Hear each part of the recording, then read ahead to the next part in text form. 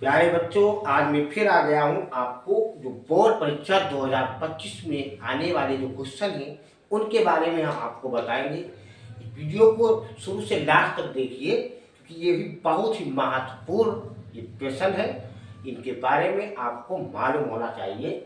पहला क्वेश्चन है कि शरीर का संतुलन बनाए रखने का कार्य मस्तिष्क का कौन सा भाग करता है। हमारा ये मस्तिष्क होता है, तो हम लोग संतुलन में रहते हैं, तो इसका जो है कौन सा भाग मस्तिष्क का है जो संतुलन बनाता है हमारी पूरी बॉडी का। कभी कभी संतुलन बिगड़ जाता है तो हम लोग गिर जाते हैं, लड़खड़ा जाते हैं।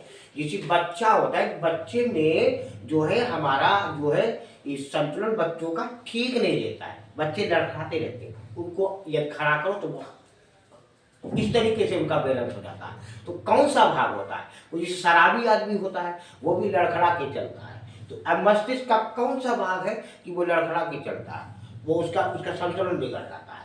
खुद का संतुलन नहीं, शेर से लड़ने के लिए तैयार रहता है, और खुद का संतुलन नहीं, कैसे लड़ेगा? तो मस्तिष्क का जो सेरिबेलम होता है, सेरिबेलम भाग जो होता है वो हमारे मस्तिष्क के अंदर होता है। पश्च मस्तिष्क यानी पीछे की तरफ, और जो पश्च मस्तिष्क होता है जो पीछे वाला, वो सबसे बड़ा भाग ये सेरिबेलम होता है। ये हमारे शरीर का संतुलन बनाता है। संतुलन बिगड़ जाता है तो हम लोग अचानक कहीं हम लोग गिरने को होते हैं, फिर समझ जाते हैं, तो सेरिबेलम उसको संभाल लेता है। तो सेरिबेलम हमारे शरीर का संतुलन बनाने का कार्य करता है। दूसरा है मस्तिष्क का कौन सा भाग यानी बुद्धि स्मरण का केंद्र है। यानी मस्तिष्क का कौन सा भाग है जो जहाँ पर बुद्धि यानी जितनी भी नई नई जानकारियाँ हैं हम लोग पढ़ते हैं, किसी को बहुत जल्दी याद हो जाता है, और बहुत से ऐसे हैं 5 मिनट में याद करते हैं, बहुत से ऐसे हैं कितना 1 घंटा लगाते हैं। तो वो कौन सा भाग है? तो वो मस्तिष्क का, ये मस्तिष्क का ही सारा कमाल है जो हम सारे काम करते हैं। तो मस्तिष्क का जो परिमस्तिष्क होता है आगे वाला, तो एक आगे वाला मस्तिष्क होता है, एक बीच वाला और एक पीछे वाला। तो आगे वाला उसको हम अग्र मस्तिष्क कहते हैं, और जो बीच में होता है उसको हम मध्य मस्तिष्क यानी मध्य में है, बीच में है, और पीछे वाला उसको हम पश्च मस्तिष्क कहते हैं यानी वो पीछे है। तो ये हमारा फोर ब्रेन, और ये हमारा मिड ब्रेन, और ये हिंड ब्रेन यानी पीछे वाला।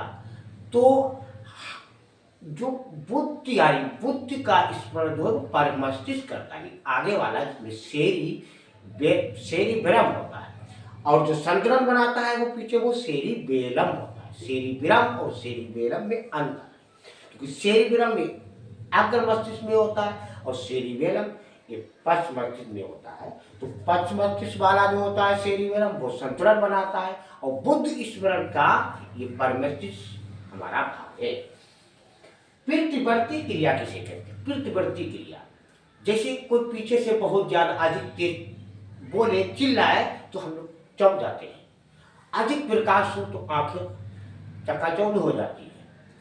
कोई अचानक अभी हमारे कोई कांटा चुभ जाए या आंख के ऊपर हमारा पैर पड़ जाए तो हम लोग कूद पड़ते हैं। तो इन्हीं क्रियाओं को हम प्रतिवर्ती क्रिया कहते हैं, यानी बाहरी उद्दीपनों द्वारा हमारे मस्तिष्क की बिना जानकारी के यानी अनैच्छिक क्रियाओं को हम प्रतिवर्ती क्रिया कहते हैं। अनैच्छिक का मतलब कुछ हमारी इच्छा से होते हैं, हम बोल रहे हैं हमारी इच्छा है, और कुछ हमारी बिना इच्छा के, जो इच्छा से वो ऐच्छिक है, और जो बिना इच्छा के वो अनैच्छिक है। जिसे हमारे हमारे हमारे फेफड़े कार्य कर रहे हैं, हमारा हार्ट यानी हमारा दिल काम कर रहा है, हमारे किडनी यानी हमारे वृक्क, हमारे गुर्दे काम कर रहे हैं। ये हमारी इच्छा से नहीं काम कर रहे हैं, भाई करो करो। अब हम सोचें कि हमारा हार्ट जो है धड़कना बंद कर दे, नहीं बंद करें कि वो अनैच्छिक है, और हम बोल रहे हैं हमारी इच्छा है, हम बोले, हमारी इच्छा नहीं बोलेंगे।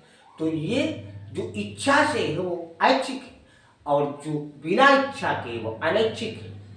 तो प्रतिवर्ती क्रिया किसे कहते हैं? यानी प्रतिवर्ती क्रिया किसे कहते हैं? तो बाहरी आदि उद्दीपनों यानी जो बिना मस्तिष्क के जानकारी अनैच्छिक क्रियाओं को हम प्रतिवर्ती क्रिया कहते हैं। अनैच्छिक क्रिया आपको समझ में आ गई होगी। यदि किसी के डेंड्राइट्स काट दिए जाएं तो उस जंतु की दिनचर्या पर यानी क्या प्रभाव पड़ेगा। डेंड्राइट्स होते हैं हमारे मस्तिष्क में, एक्सान, डेंड्रान और शैतान वगैरह। तो डेंड्राइट्स काट दिए जाए तो हम उद्दीपित नहीं हो गया, यानी हमारे जो संवेदन होते हैं हमारे बॉडी में, जैसे संवेदन बाहरी होते हैं, जैसे नाक है, कान है, त्वचा है, तो ये भी संवेदन है। क्योंकि हम सूंघने वाली चीज जो खुशबूदार है, बदबूदार है, वो नाक से ही पता लगाएंगे, कान से नहीं पता लगाएंगे। कोई इतर की शीशी हो और कान के अंदर डाल दो, खुशबू नहीं आएगी। और नाक से सूंघे, अब सूंघेगी तो सूंघा नाक ने, और हमारा जुबान जो है आ, जैसे कान कोई चीज अच्छी चीज को सुने तो सुना तो कान में, जुबान कर आ। हमको जब गर्मियों में कोई ठंडा यानी ठंडा मौसम मिलता, हम एसी में जाते हैं या कहीं बर्फ मिल जाए और थोड़ा सा लग जाए त्वचा के ऊपर, तो त्वचा में भी संवेदन है, तो हमको उससे ठंड का एहसास होता है। त्वचा भी एक संवेदन हमको बताती है ठंडा है, गर्म है। अब बर्फ लगा तो काम हमारी नाक कर रही, सूंघ रही नाक और सुन रहा काम, और त्वचा जो है ठंड और गर्म का जो है एहसास करती है। लेकिन हमारे मुंह अगर इसको बंद कर ले और कोई चीज अच्छी लगे तो हम, जैसे खुशबू अच्छी लगी, ठंड अच्छी लगी, या गर्मी अच्छी लगी, या सुनना अच्छा लगा, तो हम जुबान से नहीं बोले, इसने कहा अच्छा लगा, बहुत अच्छा लगा। तो ये संवेदन जो होते हैं, यानी डेंड्राइट्स काट दिए जाए तो उनको संवेदना नहीं मिले। मेरुरज्जु किन क्रियाओं का नियंत्रण करता है। जो मेरुरज्जु होती है, हमने आपको बताया था, पित्तवर्ती क्रियाओं का नियंत्रण करता है, कंट्रोल करता है।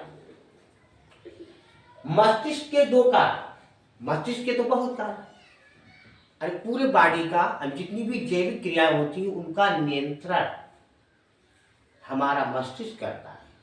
हमारे पूरे बॉडी का संतुलन मस्तिष्क करता है।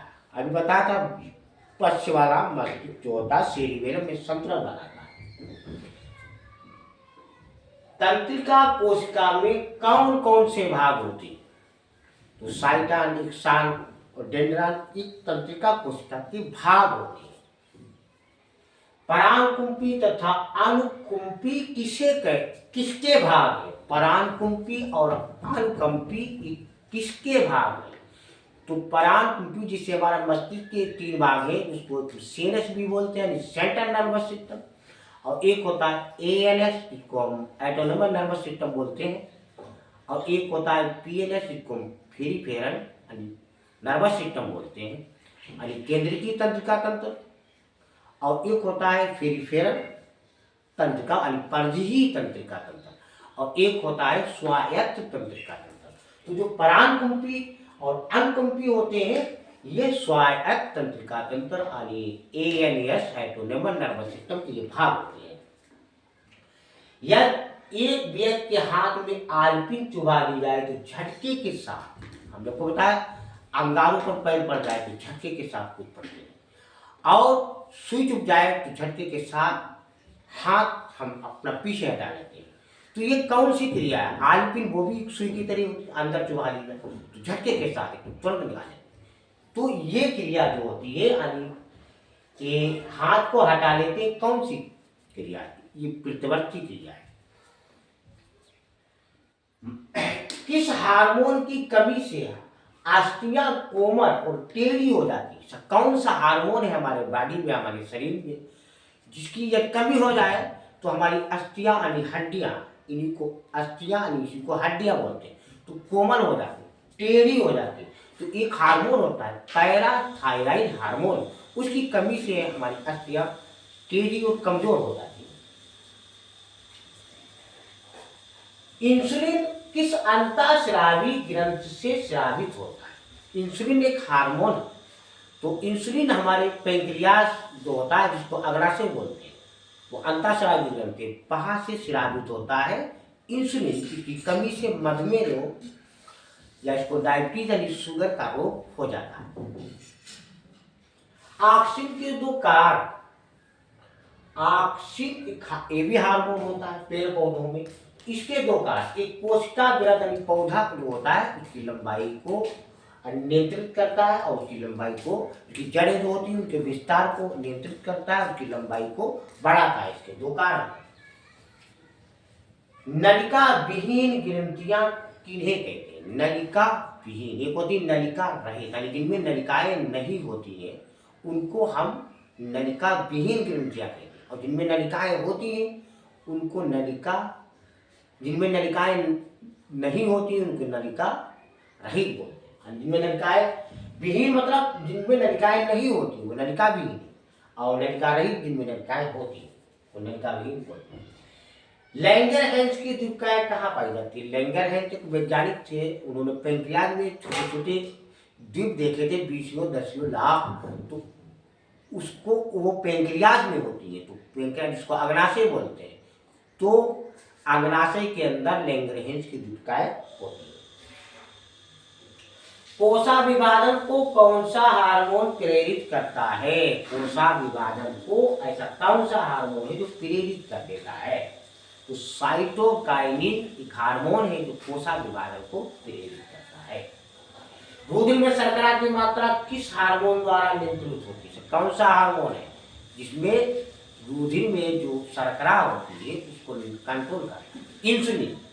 इंसुलिन जो है वो शर्करा को कंट्रोल करता है। इंसुलिन कम निकलता है तो शर्करा कंट्रोल नहीं होती, मधुमेह रोग हो जाता है। मस्तिष्क किस गुहा में स्थित होता है? तो मस्तिष्क जो होता है तो हमारी एक कपाल गुहा होती है, यहाँ पर इस कपाल गुहा में हमारा मस्तिष्क स्थित होता है। शरीर की सभी जैविक क्रियाओं का नियंत्रण कौन करता है? मस्तिष्क करता है, हमारा ब्रेन करता है, मस्तिष्क। इंसुलिन के अतिस्रावन से कौन सा रोग हो जाता है? यानी इंसुलिन कम निकलता है, अलग स्रावन होता है इंसुलिन का, तो मधुमेह रोग हो जाता है। और अतिस्रावन यानी अधिक निकलता है तो हाइपोग्लाइसेमिया नामक रोग हो जाता है।